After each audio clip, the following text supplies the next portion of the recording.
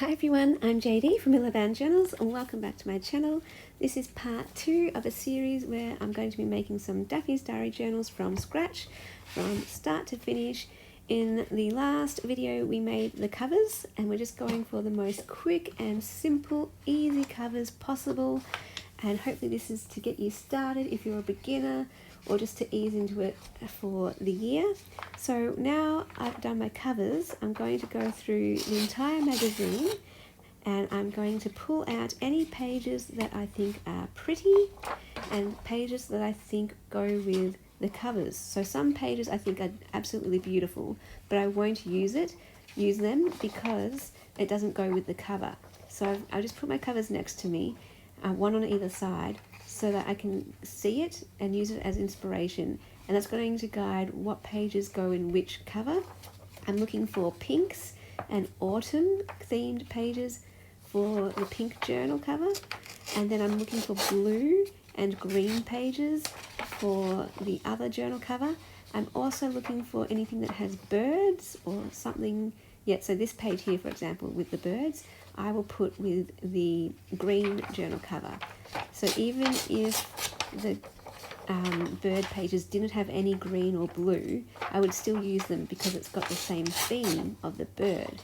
So same with like the pink journal, even if the page didn't have anything pink on it or anything to do with flowers, I would just still use it if it had an autumn theme, because that's what I look for, both the colours and the theme, and that's how I get everything kind of working together and being a cohesive journal where each thing works together, each element works together. Another thing I look for as well, I'm looking at all of the things on the cover, so both have a flower on the cover, so then that means I also don't mind pulling out any floral pages and adding those to the journals too.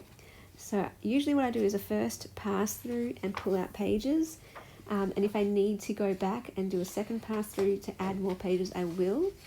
And I'll look for different things to add to the theme. For example, if I ran out of pages that were pink and autumn themed and ran out of floral pages, I would go back to my cover and think, what else can I pick from this cover that I can take as inspiration for my pages? For example, I might turn to the script writing on that flower and look for more vintage themed pages. Or I might look at that little girl on the back of the cover and look at finding images of little cute things to go with that little girl or something. So that's how, I look at the cover. The cover always tells me what to include in the journal. I always start with the cover. Here I'm just pulling out this little booklet. Every magazine comes with this little booklet, and I love using these pages because most of them tend to be blank, but they're still decorated. And my favourite pages to use are blank pages that are decorated. They also are a different size, so that's going to give me my variety of pages, different looks when you flip through the journal. There'll be some pages that are different sizes. When we cut our pages, we can also cut them at different sizes, make them shorter, taller, wider, narrower. For this particular journal, I think I'm going to try and make it as quick and easy as possible, just to show beginners just how simple it is and that it's not intimidating. And we might just fold our pages directly in half and do it that way. We'll see. When I make the journal, inspiration will take over in the moment. But yeah, I'll show you though with the blank pages that we use. We're going to be using coloured pages for our blank pages, and I'll show you maybe different ways of creating pockets and flips and flaps and creating interest just with our bare minimum of pages. Look at these gorgeous pages here, so pretty. The colours are so fun and vibrant. I love all of those florals, just beautiful.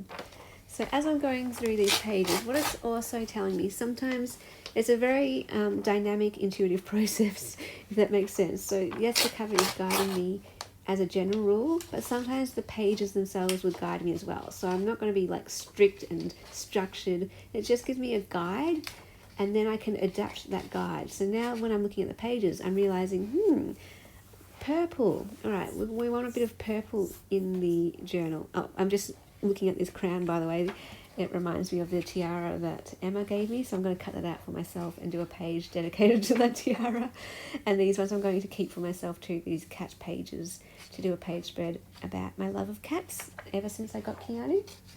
Okay, back to, what was I saying? The pages, yeah, so there were quite a few, I think, purple floral pages.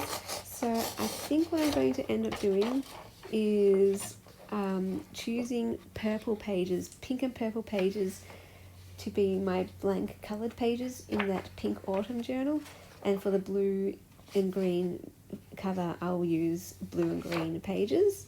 And I'll explain a bit more about that and my choices and why I've chosen those things in the next video, or maybe not next video, the one after, because in the next video I'll show you how I fold and cut and prepare my feature pages. These magazine pages is what I call my feature pages that have the decoration on them.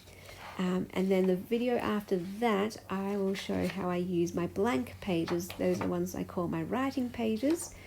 And we're going to be using our colour pages for that. So I'll share more about why I've chosen these colours, and again how I'm thinking about the pages and the cover working together to give me my theme and my colour scheme for the journal. Anyway, so over here I am ripping out these beautiful green pages. Lots of anything green that's beautiful I would put into the green journal. And then there's these autumn pages, so I put one into the autumn themed journal, and the one that has the green, more the green colour to it, I'll put into the green journal. And there's an extra one, so I thought I'd put that into the autumn journal. And here now are my piles of pages, one for the pink journal, one for the green. And I'm just going to count them to see if I need to get more pages from the magazine. It actually worked out really well. There were 10 pages in this one, plus that 11th smaller page. And that's what I aim for generally, is 10 feature pages when I'm making a Daphne's Diary journal. You can do more, you can do fewer. It's all okay. Keanu's come to lie down and groom himself. But yeah, 10 is a nice round number. So I aim for 10. If it's a bit less or a bit more, that doesn't matter at all. When I went through and counted the pages for the green journal, there were 11 large pages and 1 small page. So that's all okay. I could either remove a page, but what I will do instead is choose another page from the magazine to even it up. And that gives me 11 big pages and 1 small page to bring it up to 12. And so that's what I mean. Again, like I'm aiming for 10 as a guide, but if I had more or fewer, that doesn't matter. I'm using what I've got from the magazine as inspiration. It's just a guide. Okay, so now I've got my pile for my green journal, my pile for my pink journal, and in the next video I will come back and show you how I fold and cut these pages to size, and how I arrange them too, maybe. Just giving my cute kitty a pat. And I will see you guys in the next video. Bye guys.